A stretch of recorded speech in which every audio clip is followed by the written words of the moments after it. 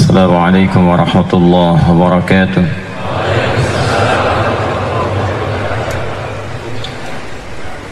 Alhamdulillahi rabbil alamin alladhi hadana binuril islami fa asbahna muslimin والذي غرس في قلوبنا الإيمان فأصبحنا المؤمنين وأمرنا بالعبادات لنكون من المتقين نحمدك يا رب العالمين كما علمتنا أن نحمدك ونشكرك يا أرحم الراحمين كما علمتنا أن نشكرك أنت المقدم وأنت المؤخر بيدك الخير إنك على كل شيء قدير ثم الصلاة والسلام على سيد المرسلين النبي الكريم الرسول الأمين سيدنا محمد وعلى آله وصحبه وأمته وذريته إلى يوم الدين أما بعد فيا عباد الله أوصي نفسي وإياكم بتقوى الله فقد فاز المتقون فلا تموتن إلا وأنتم مسلمون فقال تعالى يا أيها الذين آمنوا اتقوا الله حق تقاته ولا تموتن إلا وأنتم مسلمون. Hadirin sekalian, rahimani wa rahimakumullah, saudara-saudariku, alhamdulillah kita masih diberikan kesempatan untuk menjalani kehidupan di hari ini. Semoga hidup kita hari ini dibimbing dan diberkahi oleh Allah Subhanahu wa taala. Dan semoga masa-masa yang telah kita lalui dalam beribadah diterima oleh Allah Subhanahu wa taala. Alhamdulillah kita diberikan kesempatan untuk belajar menggali tuntunan dari syariat dinul Islam yang diantara sekian amalan-amalan itu tafaqquh fid din, belajar mengaji memperdalam syariat Islam, itu digolongkan langsung oleh Al-Quran ke dalam jihad fi sabilillah, bahkan diserupakan dengan orang-orang yang langsung berjuang ke medan perang dalam kondisi tuntutan ada jihad di dalamnya. Bila tidak ditemukan tuntutan itu, maka tafaqquh fid din, mengaji, memenuhi majlis ilmu, mengikuti ta'lim, ta'allum, itu sejajar nilainya dengan jihad fi sabilillah. Itu ditemukan dalam Al-Quran surah ke-9 At-Taubah ayat 122. Allah berfirman, وَمَا كَانَ الْمُؤْمِنُونَ لِيَنْفِرُوا كَافَّةً فَلَوْلَا نَفَرَ مِنْ كُلِّ فِرْقَةٍ مِّنْهُمْ طَائِفَةٌ لِيَتَفَقَّهُوا فِي الدِّينِ وَلِيُنْذِرُوا قَوْمَهُمْ إِذَا رَجَعُوا إِلَيْهِمْ لَعَلَّهُمْ يَحْذَرُونَ. Dan tidak semestinya semua orang beriman yang imannya kuat itu. Jadi di Quran itu ada alladzina amanu, ada al-mu'minun, itu berbeda. Jadi ada amanu, yu'minun, mu'minun, itu lain. Alladzina amanu itu biasanya diungkapkan bagi orang yang baru beriman, ya, atau dia beriman tapi imannya itu masih harus terus ditingkatkan. Ya, dia baru beriman, menyatakan muslim, ya, baru merasa punya iman, ada standar iman dalam jiwanya, ya, tapi iman itu belum mendorong dia untuk semangat menunaikan ibadah. Ya, kalau kita sekarang melihatnya di KTP-nya Islam, orangnya muslim, tapi sholatnya kadang masih agak terlambat-terlambat. Nah, itu ya ayyuhalladzina amanu panggilannya, disebutkan 68 kali dalam Al-Quran. Karena itu didahului dengan ya, yaitu harfun nida, linida'il qarib wal mutawassit wal ba'id. Ya, huruf ya itu dalam ilmu nahwu itu termasuk huruf panggilan. Ada 14 jenis huruf panggilan. Ada a memanggil yang dekat, ada aya, ada ya, ada wa, ya. Tapi di Quran itu cuma disebutkan ya, disebutkan 361 kali dalam Al-Quran. Itu untuk memanggil yang dekat, yang menengah, khususnya yang jauh. Nah, jadi ketika huruf ya disandingkan dengan kalimat alladzina amanu, seakan-akan Allah menyeru kepada semua pemilik iman, sekalipun imannya belum mampu mendekatkan dia dengan Allah Subhanahu wa taala karena jarangnya dia menunaikan amal saleh. Dipanggil oleh Allah. Ya, 68 kali panggilan ini disebutkan dalam Al-Quran. Karena itu setelah ada kalimat ya ayyuhalladzina amanu, itu seringkali disusul dengan amal soleh. Ya ayyuhalladzina amanu kutiba alaikumussyam. Ya ayyuhalladzina amanu aufu bil uqud. Ya ayyuhalladzina amanu la yaskhar qaumin qaum. Kenapa setelah kalimat alladzina amanu terletak amal soleh? Supaya dengan amal soleh itu meningkat kualitas imannya sehingga merasa lebih dekat dengan Allah Subhanahu wa taala. Nah, kalau sudah konsisten menunaikan amal solehnya, terus naik, terus naik, terus naik, maka nanti kalimatnya berubah dari fi'il madhi menjadi mudhari'. Yu'minun. Amanu jadi yu'minun. Beda antara amanu dengan yu'minun. Karena itu kalau dia sudah yu'minun, naik derajat. Pindah nanti. Dari posisi amanu, yu'minun. Semakin dia meningkat terus, maka nanti perpindahannya akan menghasilkan kualitas yang baru disebut dengan takwa. Ya, orangnya disebut dengan taqi itu bentuk tunggalnya. Nabi Yahya alaihissalam disebut oleh Allah dengan pribadi yang taqi. Ya, Quran surah ke-19 Maryam, ya, dari ayat 11 sampai 15-nya. Ya Yahya khudhil kitaba biquwwah wa atainahu al-hukma sabiyya wa hananan min ladunna wa zakata wa kana taqiyya. Satu orang taqi. Ya, Hanan at-taqi. Hanan, satu orang yang bertakwa, kan? Baik, kalau jamak namanya muttaqin. Orang-orang yang banyak takwanya, banyak bertakwa kepada Allah, jamannya muttaqin. Karena itu kalimat yu'minun itu sering kemudian disandingkan dengan kalimat muttaqin, karena naik level. Ya, dzalikal kitabu la raiba fi hudan lil muttaqin. Siapa muttaqin itu? Ayat 3-nya, alladzina yu'minuna bil ghaib. Ingat, ada alladzina amanu, ada alladzina yu'minun. Beda antara muttaqin itu dengan yu'minun. Ya, beda antara muttaqin itu dengan amanu. Beda antara amanu dengan yu'minun. Kalau amanu baru merasa beriman, dilatih dengan amal soleh. Dari amal soleh itu melahirkan takwa, jadilah yu'minun. Makanya setelah kita diminta puasa, kan ya ayyuhalladzina amanu, Al-Baqarah 183. Kutiba alaikumusiyam, latih dengan puasa.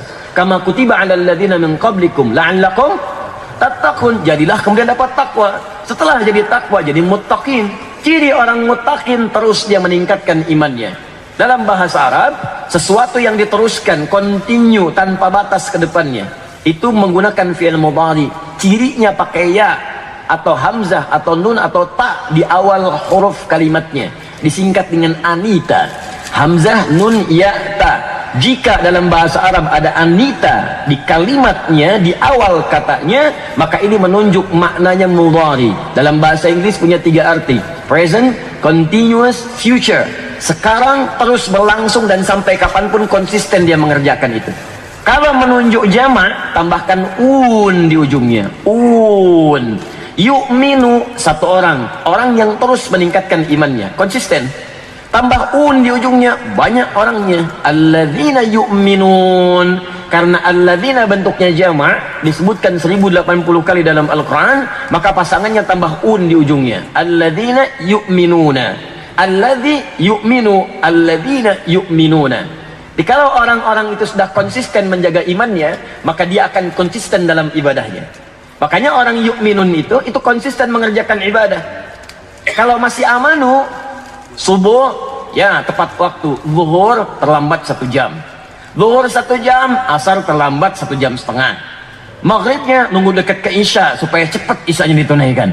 Nah, itu masih amanu tuh. Tapi kalau anda sudah mulai naik, bahkan bukan cuman sholatnya, infak sudah mulai senang. Tadinya masih nanya-nanya kan, putar-putar, ini kotak infak mau mobil-mobilan tuh kan, lewat. Udah terbiasa ditungguin. Bahkan kalau ada kotak nggak muter, kotaknya mana ya? Itu sudah begitu. Ngaji Quran sudah mulai, walaupun mulai dari awal-awal, dia nggak merasa sungkan walaupun mulai di Iqra. Nggak apa-apa. Nggak lulus pertama, mulai lagi.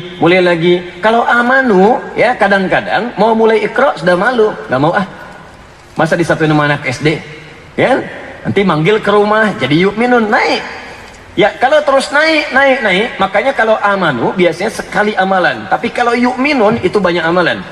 Alladzina yu'minuna bil ghaib wa yuqimunas shalah. Apakah sampai di situ? Tidak. Wa mimma razaqnahum yunfiqun.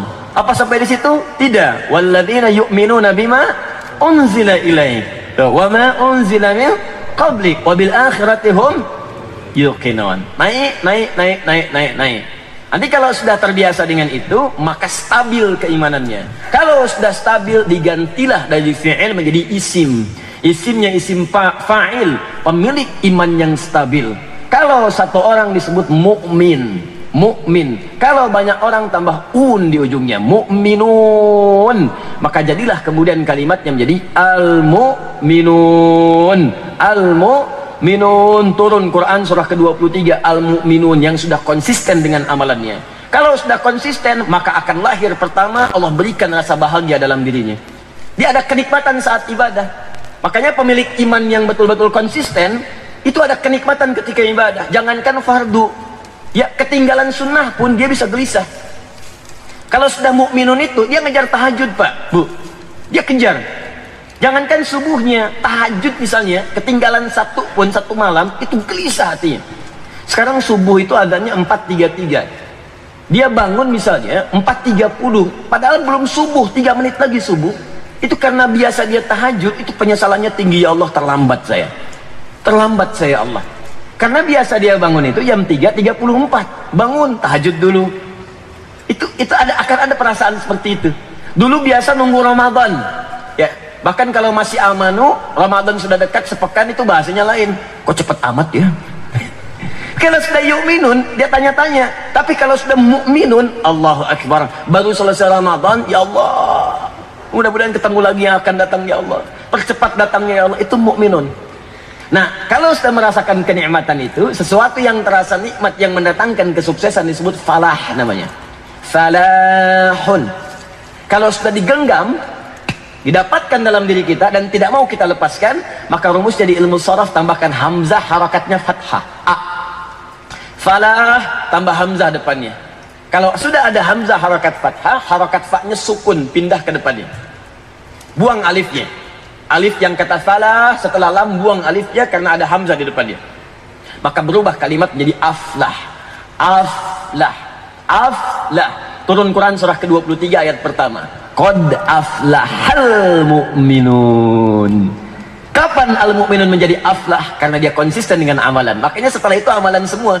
Alladzina hum fi salatihim khashi'un. Kalau amanu tadi baru salat, yu'minun konsisten salat, tapi mu'minun khusyuk salatnya.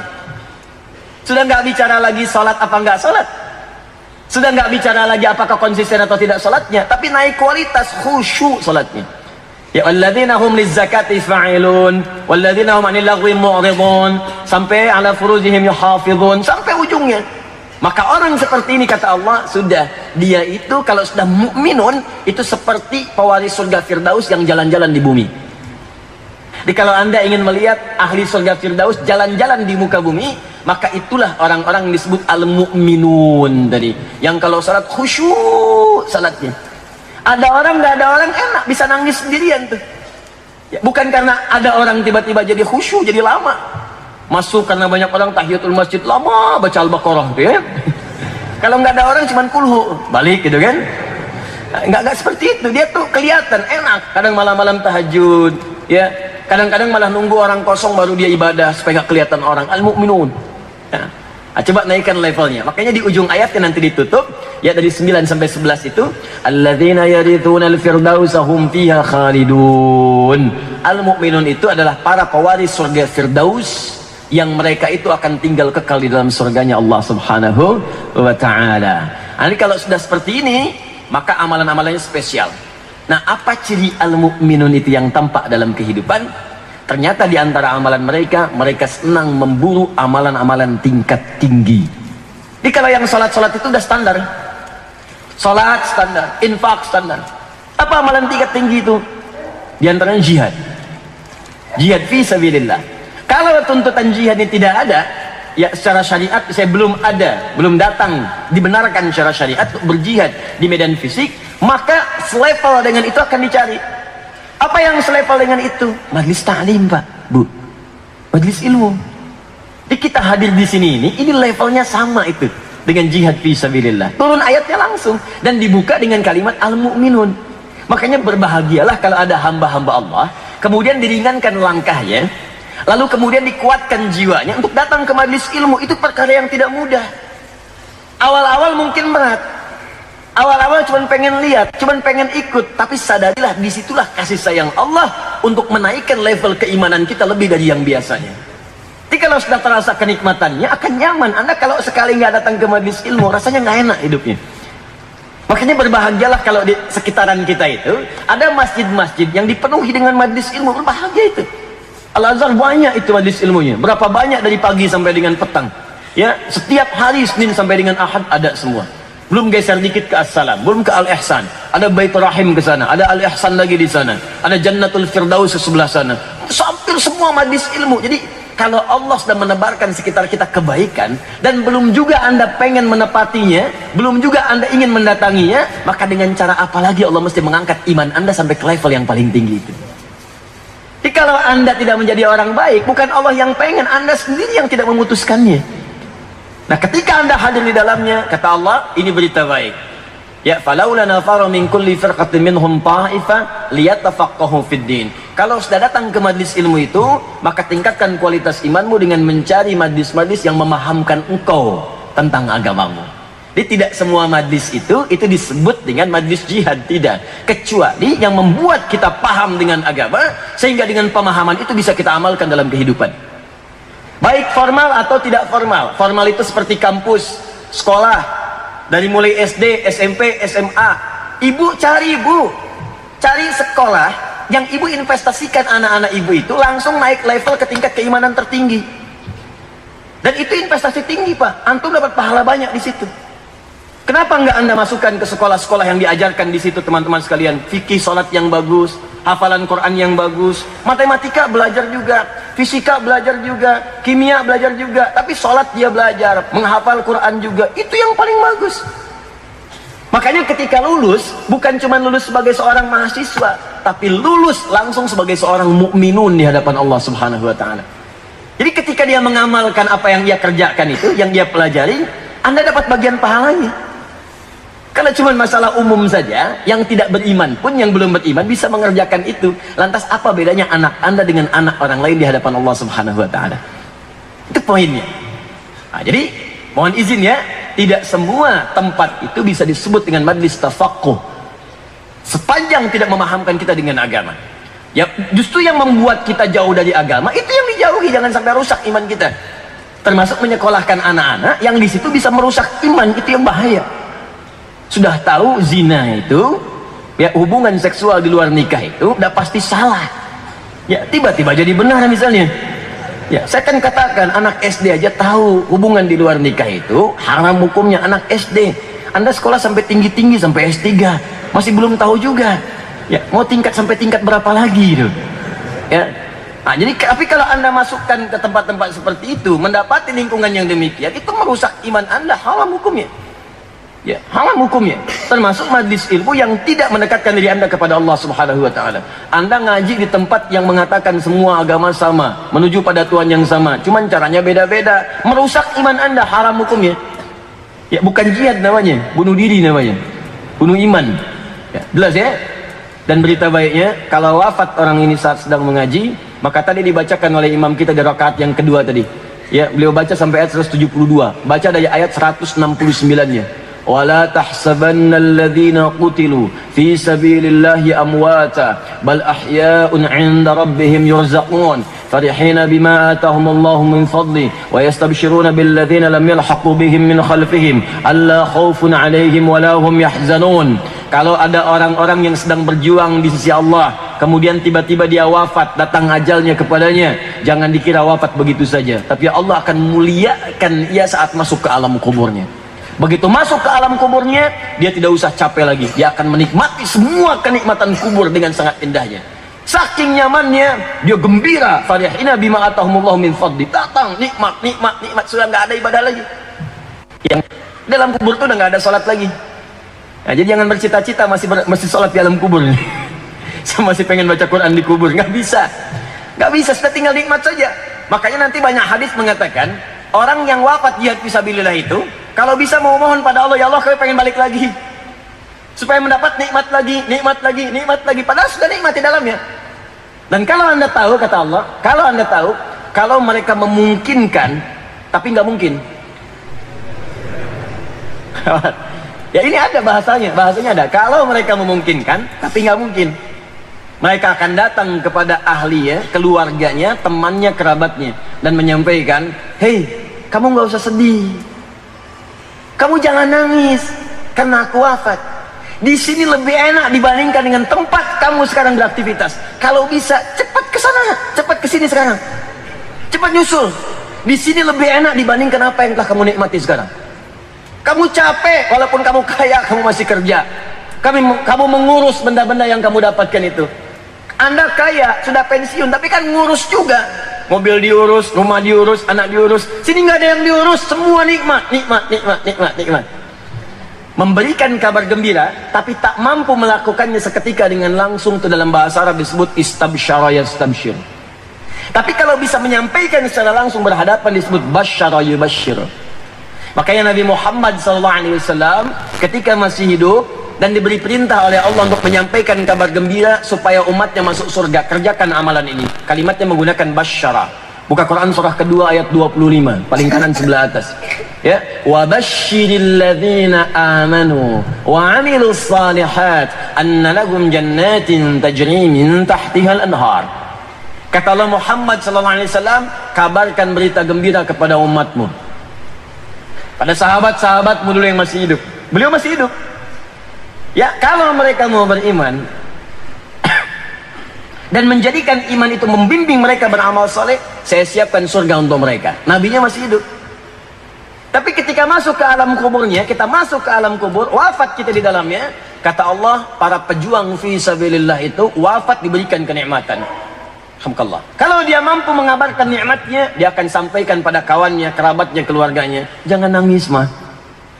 Jangan sedih, Pak. Anak-anakku jangan nangis, jangan sedih.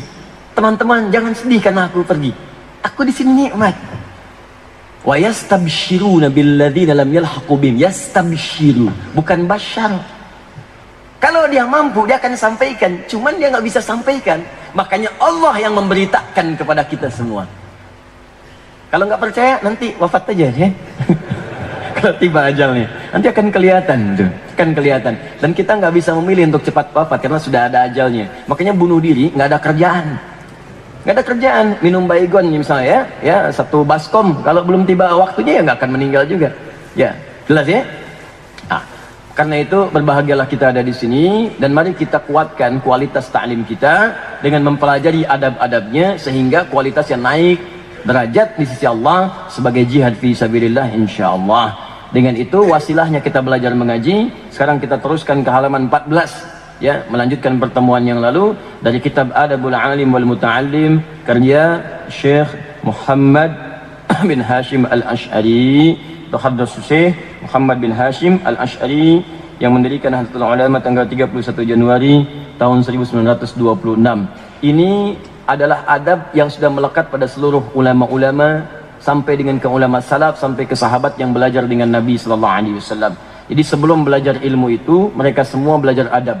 Dari pelajaran adab itu kemudian menuliskan di kitab-kitabnya lalu menyampaikan kepada kita. Ini penting saya ingatkan untuk menguatkan karena banyak pelajar sekarang belum selesai adab sudah masuk ke materi sehingga banyak orang yang belajar ilmu tanpa adab. Akhirnya begitu mengamalkan adabnya hilang. Ya betul memang Pak, betul ketentuan tahiyatul masjid. Orang masuk masjid mau itikaf salat 2 rakaat, betul. Tapi jangan sampai orang belum tahu lantas Anda marahi.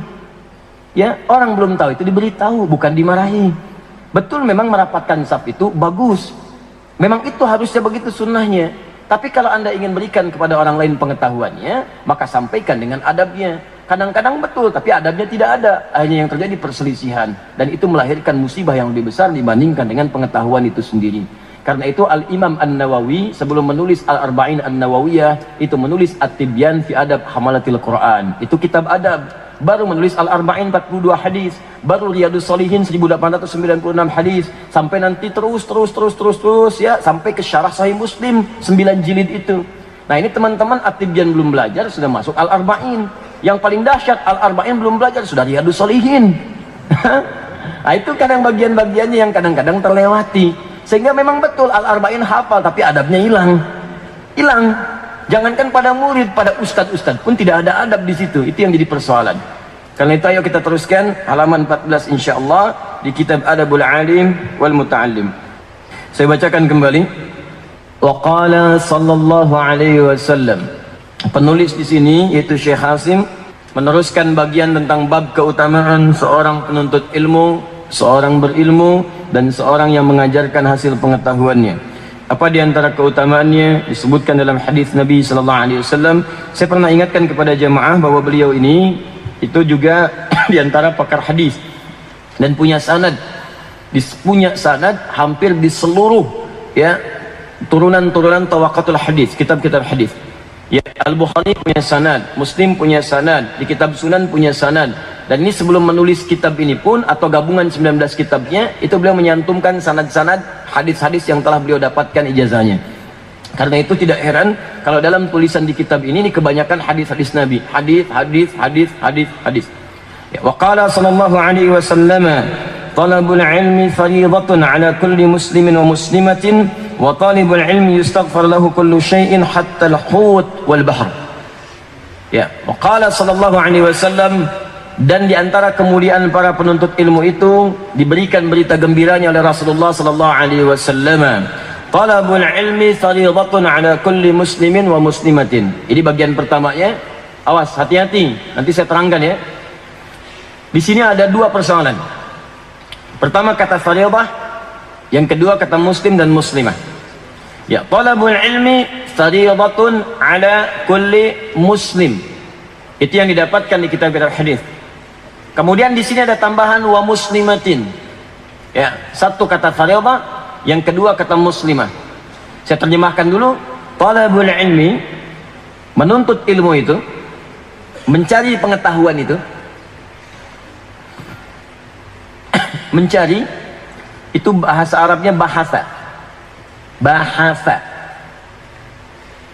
Indonesia, mencari Indonesia, bukan, itu pakai sin, pakai sa, bahasa mencari. Ana abhath anil kitab, saya sedang mencari buku, mana buku saya? Ana abhath sayyarati, saya sedang mencari mobil saya, mana mobil saya?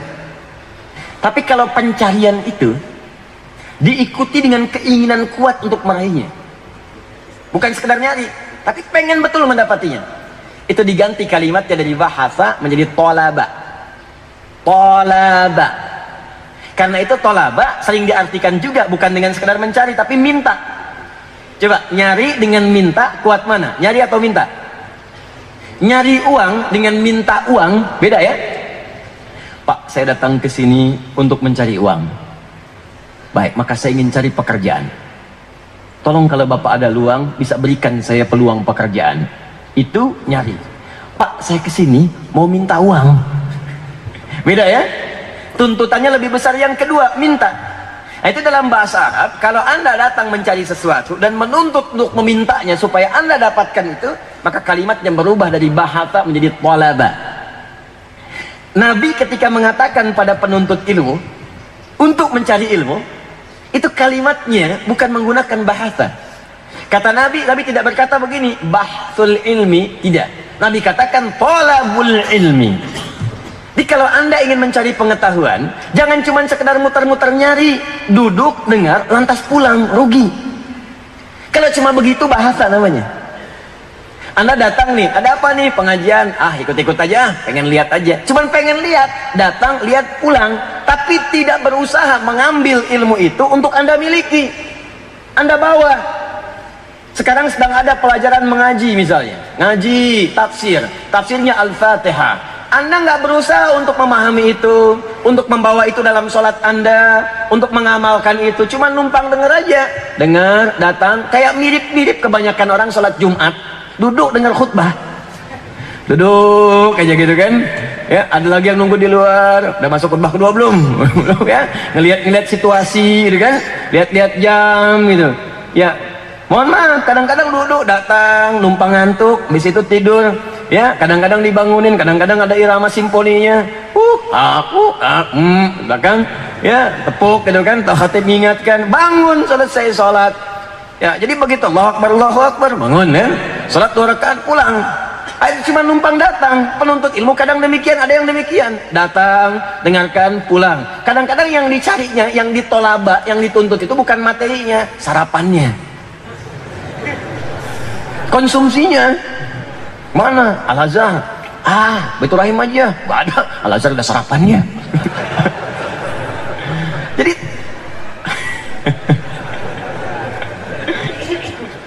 Jadi datang ke majelis ilmu itu nyambi, tujuan utamanya yaitu Posisi mendekatkan prestasi, geser-geser dikit ke meja prasmanan gitu ya. Memang dari malam tuh tujuannya itu yang dicari. Nah itu salah sih enggak salah. Dosa juga enggak. Cuma itu tidak masuk dalam kategori tolaba yang disebutkan di hadis ini. Makanya kata Nabi, kalau mau belajar ke majelis ilmu jangan nanggung. Rencanakan dari awal. Makanya nanti ada perangkat bagaimana supaya ilmu itu bisa kita dapatkan. Tolaba, cari, dapatkan, ambil. Kalau dengan itu Anda cukup dengan mendengar saja, kalau level Anda seperti Al-Imam Al-Bukhari, sekali datang nggak bawa catatan, langsung ingat semuanya. Awal sampai akhir, A sampai Z disebutkan, titik koma hafal semua. Bisa diulang dari awal sampai akhir. Itu silakan, nggak usah bawa catatan datang. Imam Al-Bukhari datang ke majlis ilmu, nggak pernah bawa catatan, datang umumnya. Begitu datang, dicela oleh kawannya. Ya dicela. Anda ini datang ini kayak mau numpang aja ke majlis ilmu katanya, nggak bawa catatan, nggak bawa perlengkapan. Kata Al-Bukhari, insya Allah apa yang telah saya hafalkan di kepala saya lebih lengkap daripada catatan Anda. Maka dibacakan dari awal sampai akhir pertemuan syekhnya itu, awal sampai akhir, dari mulai alif sampai ya-nya, A sampai Z-nya. Nyampe beritanya kemudian ke Irak, Basrah waktu itu, diundang ke sana oleh 10 ulama hadis. Masih muda beliau ini, datang diundang. Katanya konon ada seorang pemuda hafal hadis banyak, ahli hadis, diundang. Yang undang nggak tanggung-tanggung 10 ulama besar ahli hadis di bidangnya. Dikira mau dijamu, betul-betul dijamu. Jamuannya bukan makanan-makanan yang kita nikmati, jamuannya jamuan ilmu. Bagaimana caranya? Diberikan kemudian kursi di tengah-tengah bentuk letter U, kayak sidang gitu. Ya, disimpan kursi di situ satu, dikelilingi 10 ulama. Begitu datang dipersilahkan duduk, satu orang ulama bertanya 10 hadis kepada beliau. Hadisnya dibacakan, sanadnya diacak, matannya diacak. Dia harusnya innamal a'malu binniyat, ya misalnya sampai ke Umar bin Khattab, diacak sanadnya. Dari sipulan ke sipulan ditukar, A ke B, B ke C, C ke D. Bacakan riwayatnya pun kadang-kadang matannya diacak. Innamal a'malu binniyat, innamal af'alu binniyat. Bisa diganti kalimatnya. Ya, innaman niyatu bil a'mal, innamal a'malu yajib an yakuna lahun niyat. Misal, itu setiap orang menyampaikan 10, diacak kali 10, 100. Begitu selesai satu orang 10 hadis, ditanya oleh yang satu orang, ya, apakah menurut anda hadis ini benar? Kata Al-Bukhari, tolong selesaikan dulu 10-10-nya. Maka 10 ulama itu langsung menyelesaikan semuanya. Diulang 1 sampai akhir, 1 sampai 100 hadis lengkap dengan sanadnya, lengkap dengan matanya. Nah, jadi kalau teman-teman seperti Imam Al-Bukhari, boleh nggak bawa catatan? Datang aja masuk. Nih saya bacakan ya, ulang nih. Sautus safiril bulbuli ayyaja qalbi tamili al-ma'u wa zahru ma'a ma zahri lahzul muqali fa anta ya sayyidali wa maulali kakang fakam tayyumuni ghazayyun uqayqali qatabtuhu min wajatin min fi'li hadar rajuli faqala la la la la faqad ghada muharwili wal walad wali wali ya wailali faqultu la tuwalwili fabayyinu lu'lu ali qalat lahu hina kadza ila radidul muqali kahatan kakailali tabtabuli. Ayo ulang. Ada Al-Bukhari di sini. Kalau kita merasa nampaknya sulit untuk diingat dan kadang-kadang cepat lupa, dan kalau sudah lupa suka nggak ingat, maka bawa perangkat. Apa di antara perangkat itu? Dulu orang bawa catatan, kemudian dituliskan. Silakan. Tapi kalau tak sempat untuk itu, saya takut terganggu antara menyimak saya dengan nulis saya, karena tidak ada keseimbangan yang baik di situ. Boleh pakai rekaman, silakan. Sekarang lebih bagus lagi, ada live-nya langsung. Ya, ada bisa diulang-ulang lagi. Ini perangkatnya banyak. Nah, gunakanlah perangkat itu untuk mendalami apa yang kita dapatkan. Jadi kalau anda memang benar-benar berniat untuk belajar, maka sifatnya kata Nabi bukan bahasa, tapi tolaba. Tolabul ilmi. Ini satu. Sudah. Ini ya. Ini kalau teman-teman sering kali, maaf ini kelihatan ini. Oh ya, saya perbesar ya. Tahu apa? Ini kecilnya, ini versi kecilnya. Ini versi besarnya. Ada talabul ilmi.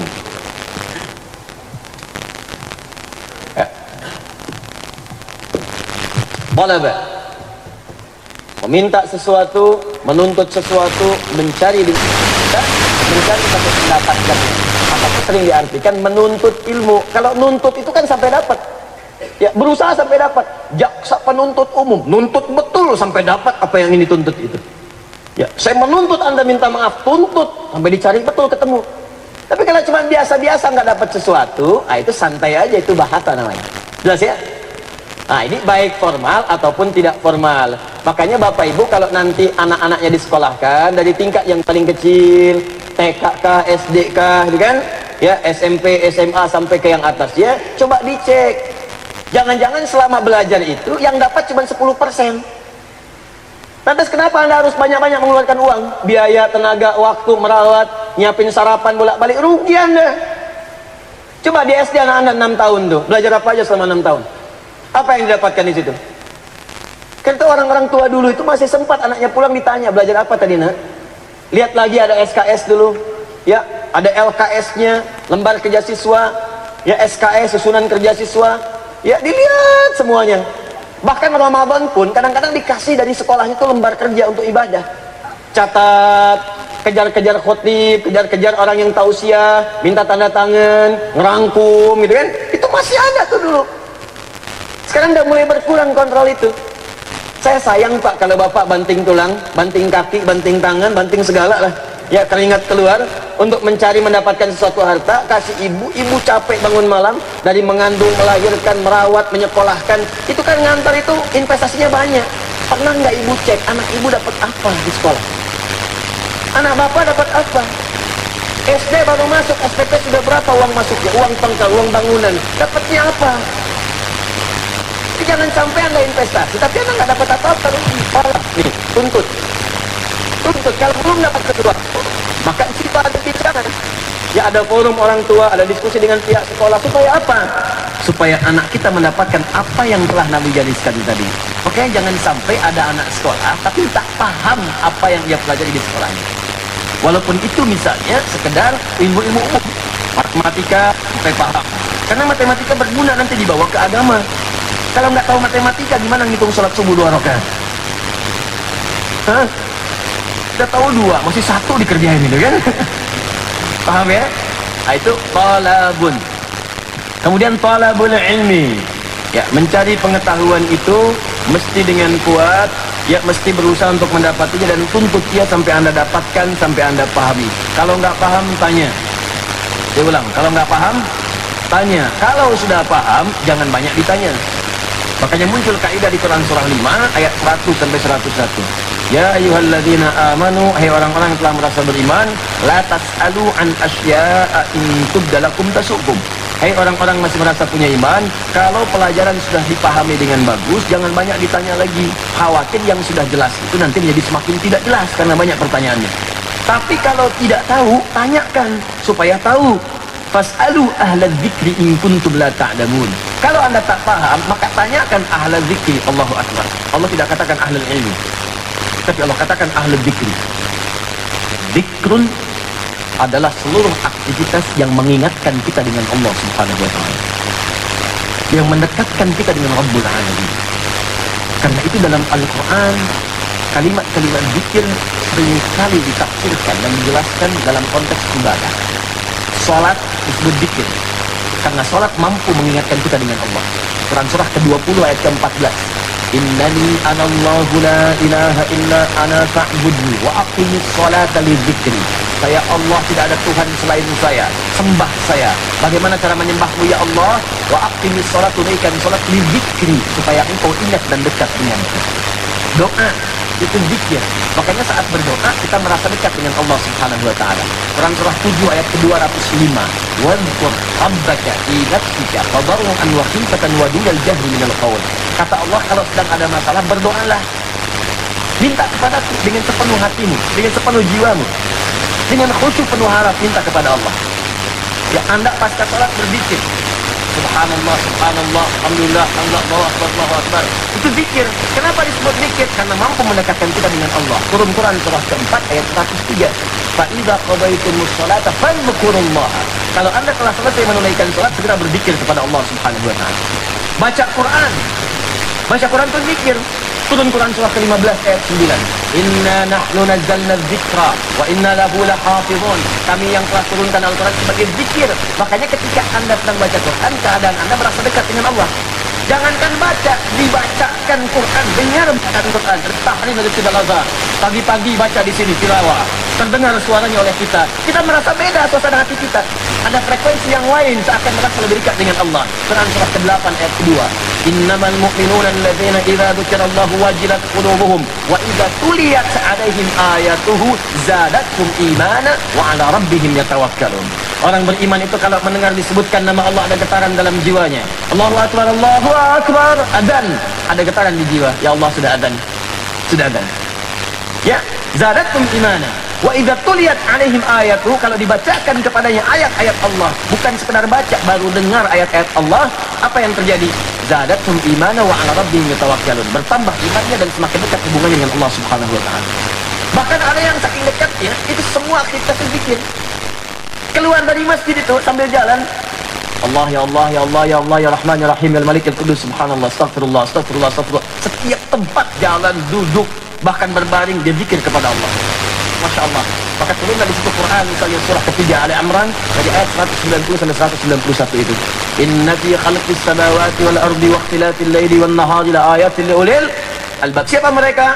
Alladzina yadhkuruna Allah qiyaman wa qu'udan wa 'ala junubihim. Zikir. Zikir, zikir, zikir.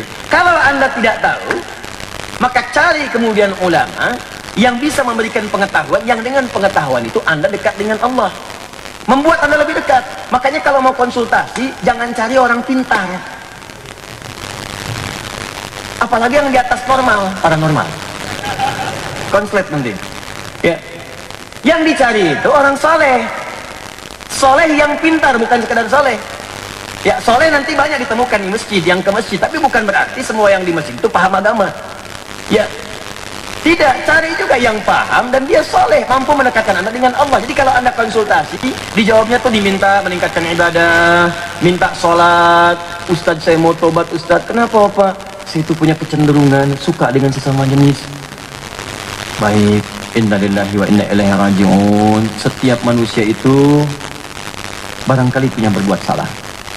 Tapi berita baiknya, manusia yang terbaik adalah saat dia salah, dia ingin berusaha memperbaiki kesalahannya.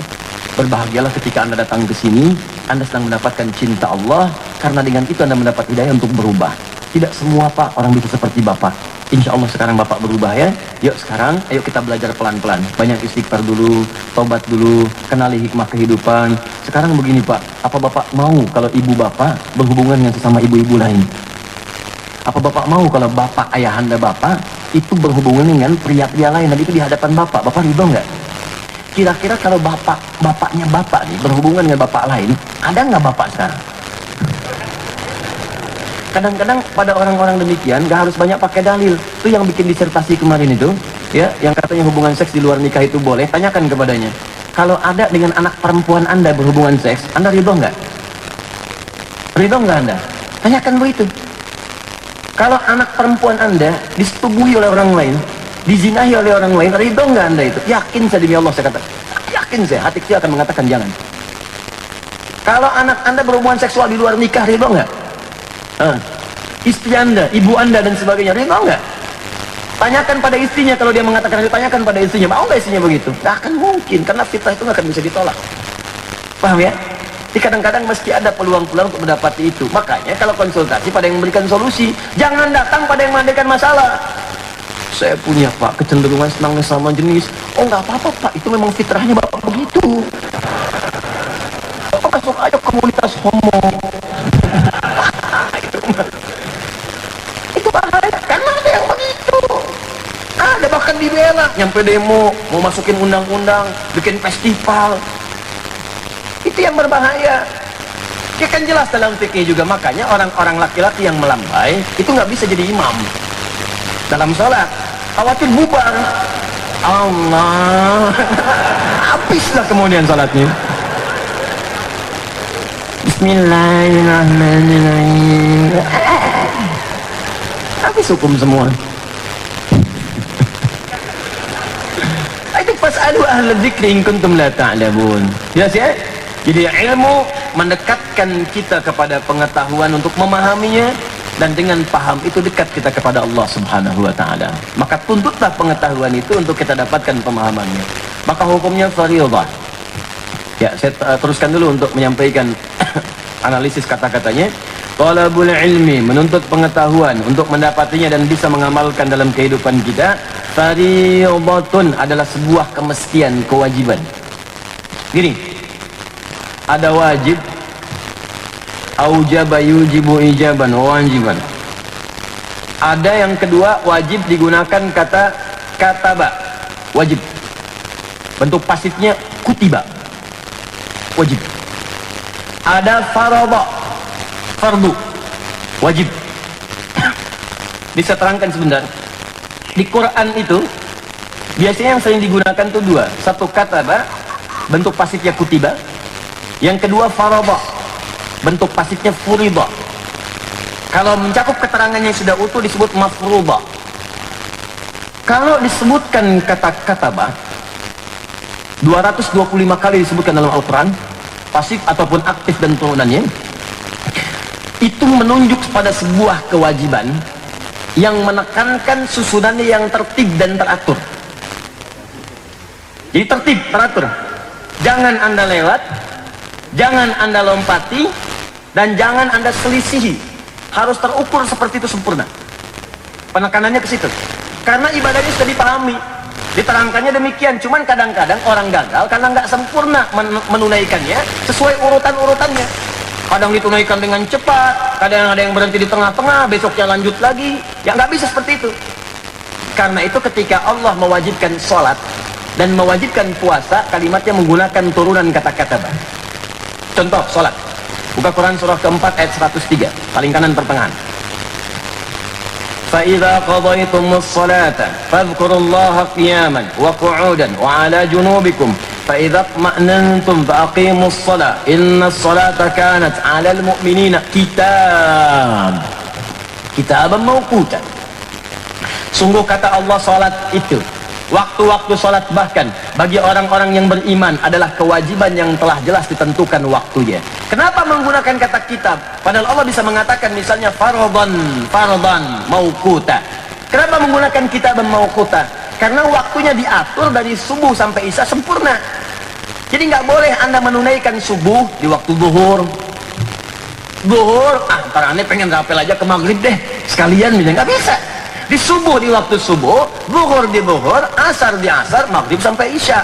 Bahkan ketika diatur jamak pun Allah atur apa yang bisa dijamak, apa yang nggak bisa dijamak.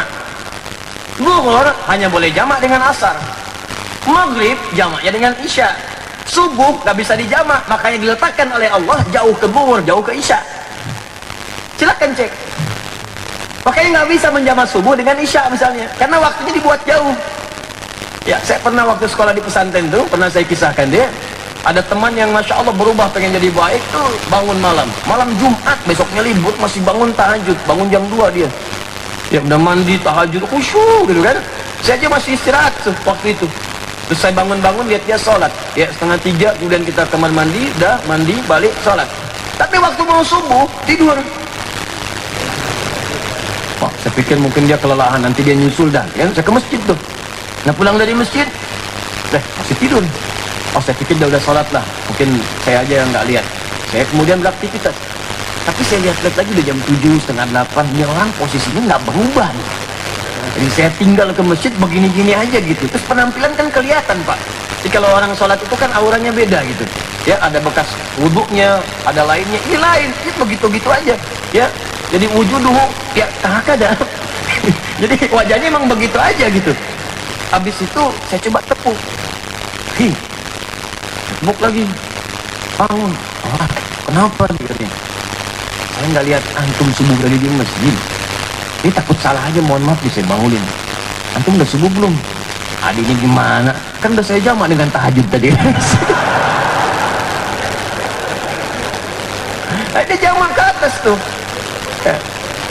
Makanya dalam sholat ini mesti teratur. Subuh ya subuh, zuhur ya zuhur, asar ya asar, kecuali ada kondisi tertentu yang sifatnya memang tidak sewajarnya. Tertidur ya dari malam misalnya, bangun-bangun asar. Ada yang begitu? Saya pernah di Tripoli, ada teman lagi tuh tidur, bayangkan 2 hari 2 malam nggak bangun, bangunnya pas hari kedua. tahu lelahnya seperti apa lah gitu. Mungkin itu ashabul kahfi kontemporer. Nah itu kalau orang ketiduran, tidur, kecapean, lelah gitu, tiba-tiba bangun di waktu misalnya zuhurnya, maka seketika tibalah waktu sholat ke saat itu. Dia kerjakan sekaligus subuh sekaligus zuhurnya pada saat itu. Bukan lewat. Ya Allah saya kelewatan, saya tobat ya Allah, tapi nggak diulang sholatnya, nggak dikerjakan. Nah itu tetap dia harus mengerjakan sholat sesuai waktu bangunnya.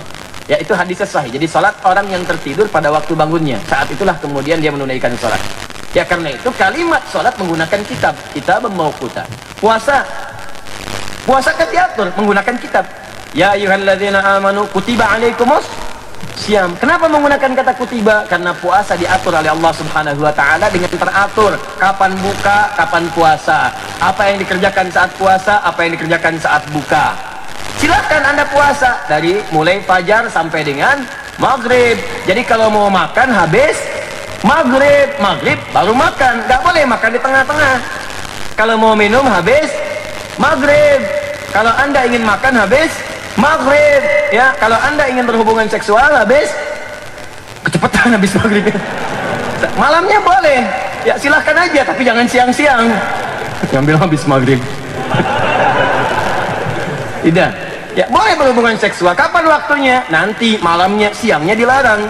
Makan dilarang, minum dilarang, ghibah dilarang, maksiat dilarang.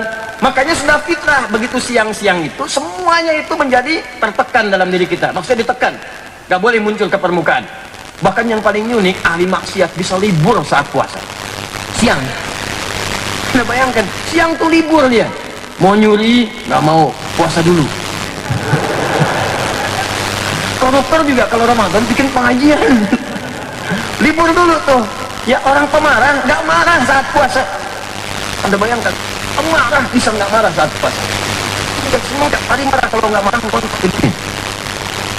Jam 6 jam 4 begitu orang bisa dia bisa nggak marah. Jadi marah enggak? Oh ini bingung tanya, bapak kok nggak marah pak? Disini marah. Ntar habis maghrib. Itu kalau ingat ya, itu lupa. Nah, itu kitab dengan kitab.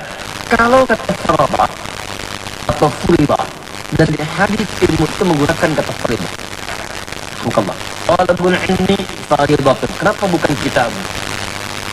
Kenapa bukan maktub tapi faridatun?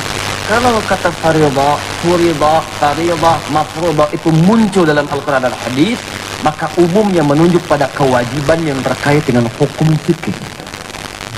Kewajiban yang terkait dengan hukum fikih. Prakteknya ibadah, ya. Yang praktikalnya penekanannya kuat. Jadi ilmunya terkait, bukan praktikal untuk sholatnya, bukan puasanya, tapi ilmunya dibawa dalam praktek fikih. Pengetahuannya dibawa dalam praktek fikih. Karena itu ketika Allah kemudian menetapkan hukum waris, itu menggunakan kalimat kitab mafruḍa, kitab waris itu teratur, jangan diotak-atik. Ya kalau sudah perempuan itu ya setengah bagian dari laki-laki, kerjakan demikian. Ibu 1/6, ya 1/6 kalau ada anak. Kalau tak ada 1/3, ya 1/3. Ya suami dapat berapa? 1/4. Ada anak 1/8. Ya bisa. Dengan demikian kerjakan seperti apa yang telah Allah tetapkan. Tetapkan, selesai. Anak laki-laki misalnya asabah. Ya dengan perempuannya itu dua-duanya asabah ma'al ghair. Kumpul itu kitab. Tapi ketika Allah meminta untuk dipelajari dan diamalkan menggunakan kata furidah, mafruḍa. Mencari ilmu, kenapa kemudian kalimatnya menggunakan kata faridah? Karena seakan-akan Allah memberikan isyarat kepada kita, hei, kenapa lewat lisan Nabi saya tekankan kamu mencari ilmu supaya dikuasai, dipahami dengan baik, bukan sekedar datang dengarkan pulang, supaya ilmu itu bisa dipraktekkan di bawah saat menunaikan ibadah-ibadah fikih. Dan dengan pemahaman saat belajar itu kamu akan nikmat ibadahnya. Saya tanya pada Anda ya, kita barusan sholat subuh tuh. Berapa kali kita sholat subuh seumur hidup kita? Berapa kali kita sholat subuh sampai isya seumur hidup kita? Pertanyaan saya, dari ribuan kali kita sholat ruku dan sujud kepada Allah, apakah Anda sudah paham bacaan yang kita bacakan dalam sholat tadi? Pahamkah kita bacaan ruku yang kita bacakan? Mengertikah bacaan sujud yang kita ungkapkan tiap hari?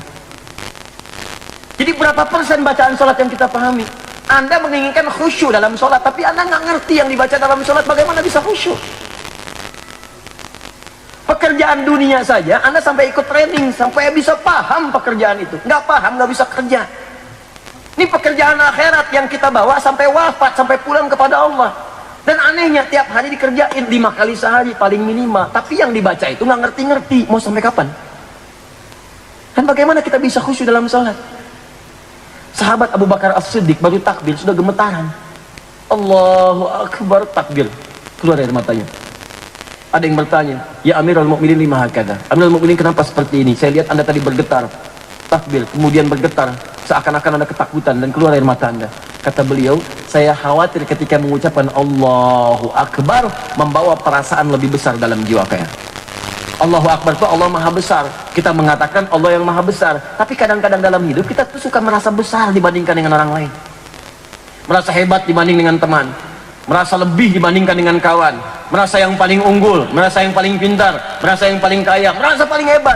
Abu Bakar itu takut dalam sholat pun dipandang merasa yang paling khusyuk dibanding yang lainnya. Coba, itu baru takbir. Takbir, tangan bergetar. Ya, mirip orang sekarang sholat di puncak di luar, subuh-subuh, takbir gemetaran gitu. Paham nggak? Nah, itu kan baru yang kecil yang kita kerjakan tiap hari, tapi maknanya besar. Ini rumus Nabi kalau dipakai tadi tuh, belajarnya benar, pahami sampai betul, maka nikmat ketika dipakai ibadah. Berapa ratus ribu jamaah kita yang berangkat haji tiap tahun? 200 ribu, 250 ribu. Sekarang 2 juta orang semua kumpul. Coba, saya ingin tanya betul deh, yang berangkat kemarin tawaf dari mulai wuku, kemudian setelah itu dari mulai mabit, dari Muzdalifahnya sampai ke Munahnya, sampai tawaf macam-macamnya, berapa persen yang dipahami dari semua itu? Jangan-jangan tawaf berputar tapi nggak paham yang dibacakan, nggak ngerti yang dilakukan. Bagaimana bisa mendapatkan mabrur kalau jalan untuk mabrur itu pun tidak kita pahami dengan baik? Anda berputar-putar depan Ka'bah, tawaf, berputar searah jarum jam, tapi nggak ngerti yang dibaca. Bahkan saking inginnya ibadah itu mudah, doanya itu yang harus dibacakan, itu pun telah diajarkan. Bahkan orang belum berangkat pun sudah paham. Cuman 2, dari Hajar Aswad ke Makam Ibrahim. 1, itu pun hafal. Allah yarham kayak jaritin ilham. Banyak mengajarkan kalimat itu. Subhanallah walhamdulillah wala ilaha illallah wallahu akbar. Hajar Aswad, Makam Ibrahim, hafal. Orang belum berangkat udah hafal. Yang kedua, dari Rukun Yamani ke Hajar Aswad, itu Masya Allah dalam kepala, apa nih? Bukan di luar kepala. Nggak ada hafal di luar kepala. Di luar kepala tuh belum hafal. Apa dalam kepala? Bahkan punya istilah sendiri. Rabbana atina fid dunya wa fil akhirati wa qina adzabannar ya aziz ya ghaffar ya rabbal alamin. Rabbana atina fid dunya hasanah. Hafal. Yang belum berangkat pun hafal, bahkan punya istilah sendiri. Doa apa namanya? Doa sapu jagat. Cuma orang Indonesia, orang Arab gak tahu itu sapu jagat. Tanya orang Arab, atadri sapu jagat? Hah? Sapu jagat, orang kita tuh luar biasa. Doa sapu jagat, doa sapu nggak ada jagatnya, doa jagat nggak ada sapunya, ada semua. 2 itu, selebihnya bebas. Bisa pakai bahasa Indonesia, bahasa Sunda yang Sunda, Jawa yang Jawa, minta aja senikmatnya. Betapa banyak orang yang nggak paham dengan itu, sehingga terbebani dengan doa-doa yang tidak dia butuhkan pada saat itu. Anda kan minta solusi dari masalah Anda. Kenapa Anda baca sesuatu yang tidak ada kaitan dengan permintaan Anda? Makanya dari Makam Ibrahim sampai Rukun Yamani bebas kita minta. Pertama minta untuk ayah Anda, putaran kedua untuk ibu Anda, ketiga untuk Anda, keempat istri Anda, ya. Ya, kelima jangan dibalik, keempat istri Anda, bukan istri Anda 4. Ya, keempat istri Anda, kelima anak Anda, dengan keenam tetangga Anda yang dekat, kerabat, ya. Ketujuh kemudian saudara-saudara jauh Anda.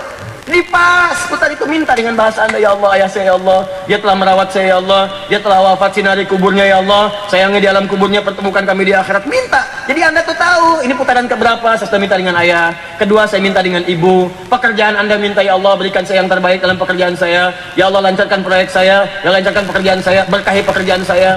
Nanti diseleksi oleh Allah. Ada yang baik untuk dunia, tapi akhiratnya nggak ada. Ada akhiratnya bagus, dunianya nggak bagus. Maka Allah akan mengabulkan apa yang kita butuhkan, bukan apa yang kita mintakan. Maka diseleksilah yang baik dunia akhirat, itu yang dikabulkan. Kalau baik dunia akhirat tidak, dialihkan pada yang lain yang lebih baik. Makanya kita ucapkan, Rabbana atina fid dunya hasanah dunya wa fil akhirati hasanah. Karena ada orang yang minta dunia saja, akhiratnya tidak. Itu tadi ayat Al-Baqarah ayat 201, surah kedua ayat 201, paling kanan sebelah bawah. Ayat 200-nya itu yang cuma minta dunia saja. Wa minan nasi may yaqulu rabbana atina fid dunya wa ma lahum fil akhirati min khalaq. Ada orang minta dunia tapi akhiratnya enggak bagus buat dia. Bagi orang beriman kata Allah tidak. Wa minhum may yaqulu rabbana atina fid dunya hasanah wa fil akhirati hasanah. Gimana caranya di dunia kaya? Mesti kaya. Dengan kaya itu bisa zakat, bisa infak, bisa sedekah, bisa berderma. Ke akhiratnya pun dapat surga. Surganya bagi orang kaya seluas langit dan bumi. Quran surah ketiga 133. Jangan nanggung, minta. Makanya boleh minta pakai bahasa Indonesia, nggak apa-apa. Minta, mohon. Saya pernah tugas waktu di Saudi itu, wah teman-teman ceritanya banyak sekali. Ada orang yang gelantungan di Muzdalifah, orang Arab ada yang minta pakai bahasa Arab. Orang Bangladesh pakai bahasa dia, ya. Orang India pakai bahasa Urdu, Pakistan juga demikian. Orang kita minta, anak muda dekat ke Multazam. Ya Allah, hamba kesini ingin memohon, ya Allah pakai bahasa dia tuh. Hamba belum ada jodoh, ya Allah. Tolong dekatkan hamba dengan jodoh hamba, ya Allah. Sampai hamba memohon ke sini. Tiba-tiba datang seorang perempuan, samping, tinggi, hidungnya mancung, putih. Itu langsung dikasih contoh, kayak gini ya Allah.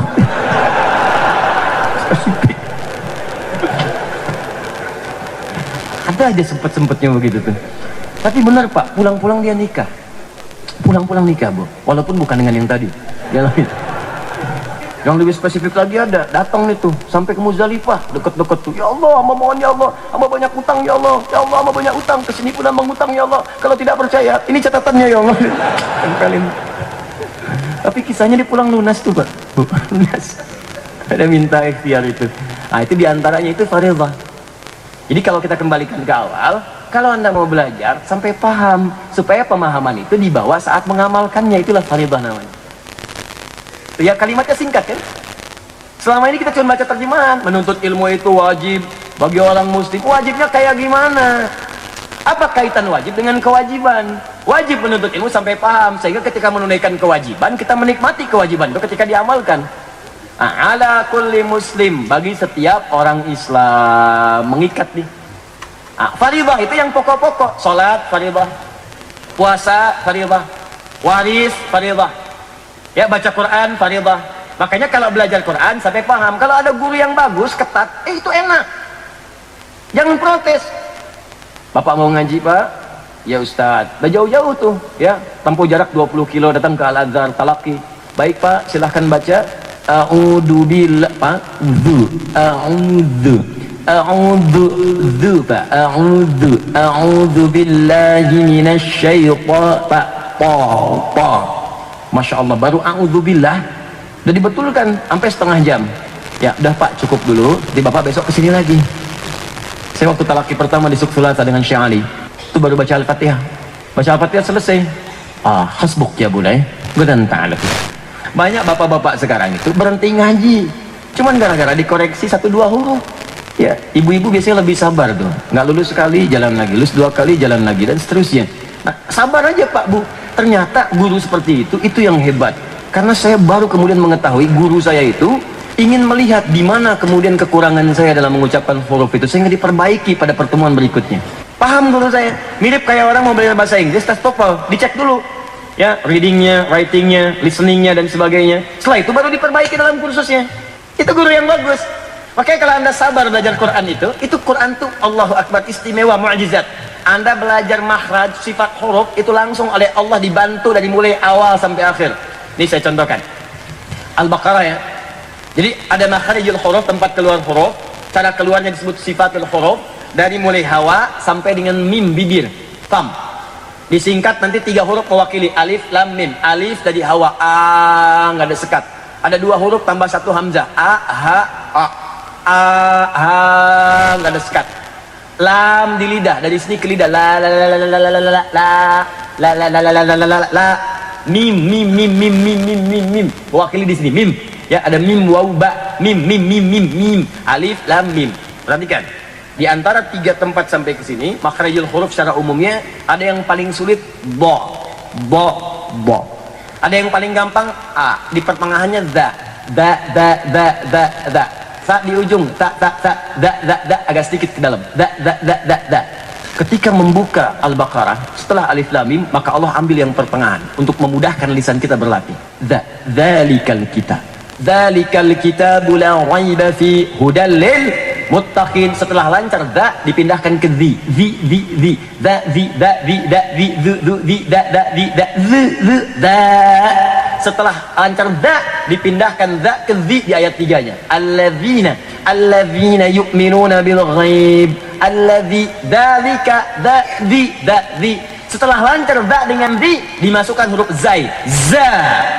Karena sering orang tertukar da dengan za. Iza zulzilatil ardu izazu idazu. Yang benar idazu. Idza zulzilatil ardu zilzalaha. Ada yang baca pakai za idazu, ada izazu, ada yang ijajul jilatil ardu dijilat-jilat. Makanya begitu selesai di dzalikal kitabu la ghaiba fi hudal lil muttaqin da alladzina yu'minuna bil ghaibi wa yuqimunas shalah wa mimma razaqza za di za. Begitu lancar za dipertemukan di dengan zi. Ayat keempatnya walladzina yu'minuna bima unzila ilai. Tuh. Makanya kalau belajarnya sabar itu sampai ayat 70, 71, 72 lah. Selesai makharijul huruf, tinggal qarib muskilah. Kapan ana dibaca panjang ana, kapan dibaca pendek, kapan majrur dibaca majre, kapan alaihi dibaca alaihu, tinggal itu aja. Yang lainnya lancar. Ya, qala innahu yaqulu innaha baqaratun la dhalulun tuthirul arda wa la tasqil harta musallamatun la syiyata fiha. Ta, sa, sya, dha, kumpul di situ semua.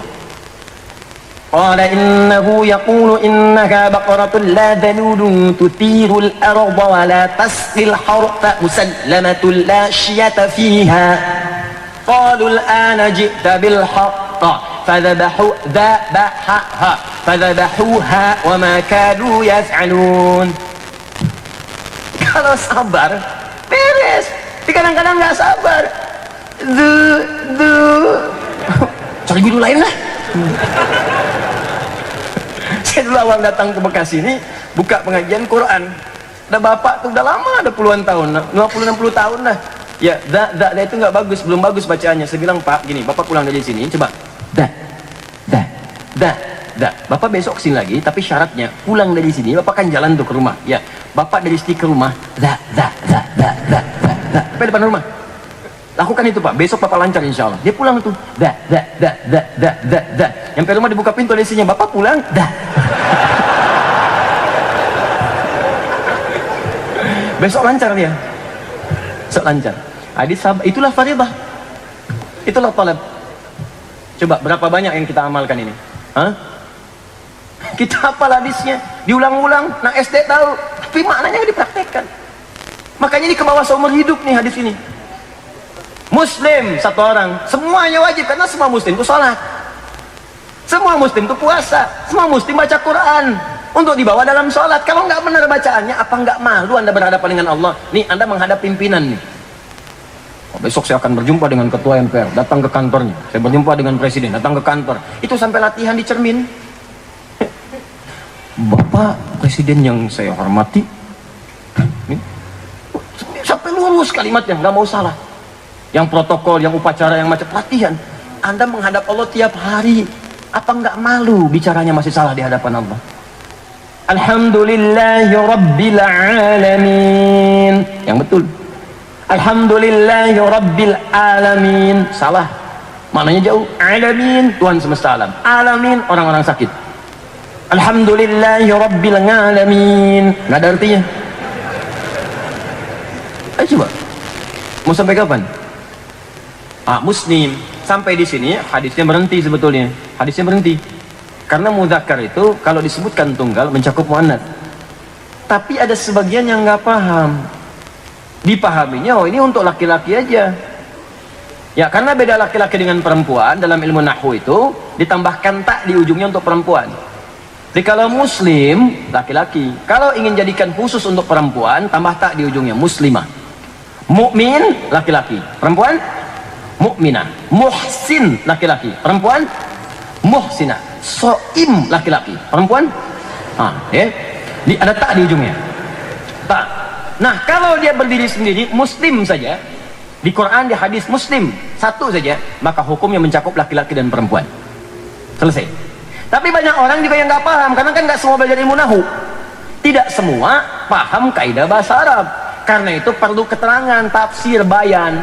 Dalam rumus bahasa Arab di ilmu nahu, di antara huruf tafsir itu menggunakan wawu, harfu atfin wa tafsirin. Bisa ataf ikut hukum sebelumnya, bisa tafsir dari kalimat yang akan dijelaskan. Makanya sering dalam kalimat bahasa Arab muncul wawu setelahnya kalimat yang serupa dengan yang awal. Laqad tamma syarhu wal bayanu. Sungguh telah selesai syarah penjelasan tentang ini. Apa itu syarah? Ditafsirkan bimakna syarah wal bayan. Faridatul ilmi, talabul ilmi faridatun ala kulli muslim. Selesai. Ada yang bertanya, apakah hanya bagi orang laki-laki aja yang menuntut ilmu? Wa muslimatin. Yang dimaksud laki-laki di sini pun mudzakkar, mencakup pula perempuannya. Di wawu di sini jangan diartikan, oh si Hasim salah nih, katanya ahli hadis, tapi beda dengan hadis. Bukan beliau salah, ente yang belum paham. Jadi kalau tak mampu memahami sesuatu, jangan salahkan orang yang alim. Kalau guru salah, mungkin wajar, namanya manusia. Yang tidak wajar itu murid yang mencari-cari kesalahan guru. Salah nih, katanya pakar nggak tahu hadis, bid'ah emang. Oh bid'ah, anda tuh bid'ah. Ya. Jadi kalau belum paham sesuatu tuh gali dulu. Jadi wow di sini yang baca kitabnya ya, yang ada kitab di sini yang udah dibagikan, itu kalau bagi, makanya saya katakan coba sebarkan kopiannya supaya Anda belajar dari situ. Jadi kalau sudah paham, tinggal kemudian tandai di situ. Wow di situ harus bertafsir. Ya, wa muslimatin, dan yang dimaksud mudzakkar itu mencakup perempuan juga. Jadi nggak ada beda laki-laki perempuan, Bu. Laki-laki sampai paham, ibu paham juga. Salatnya supaya sama-sama enak. Jadi di sini wawunya harus bertafsir untuk menerangkan kalimat muslim mencakup juga muslimah. Paham sampai sini?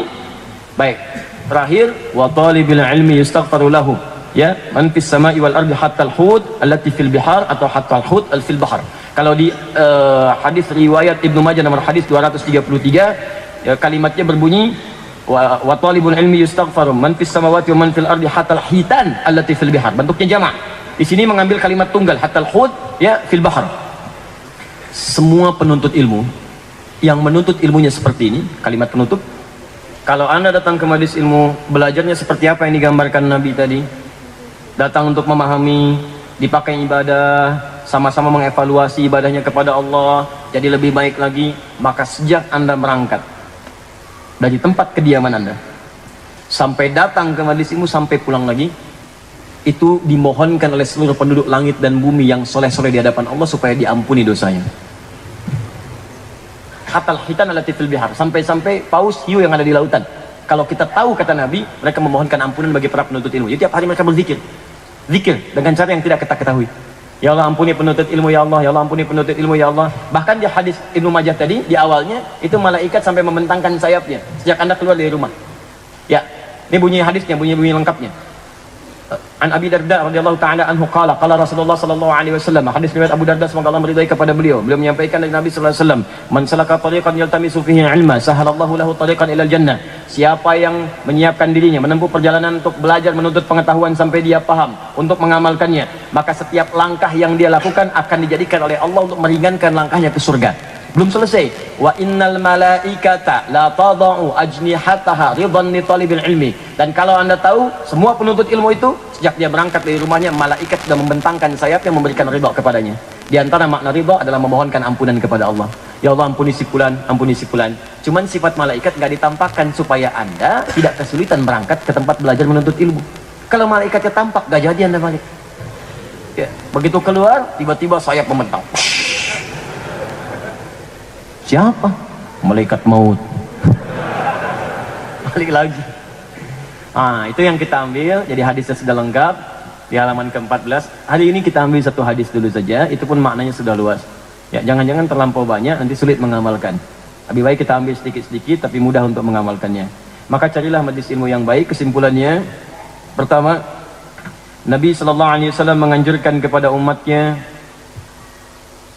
untuk menghidupkan majelis ilmu. Yang kedua, Nabi SAW memberikan petunjuk kepada umatnya agar mempelajari ilmu dengan semangat dan berusaha memahaminya untuk diamalkan dalam kehidupan. Nabi SAW minta pada umatnya untuk mempelajari ilmu dengan semangat dan berusaha mengamalkannya dalam kehidupan. Ketiga, berlaku hukum yang sama bagi muslim pria laki-laki dan perempuan dalam hal menuntut ilmu.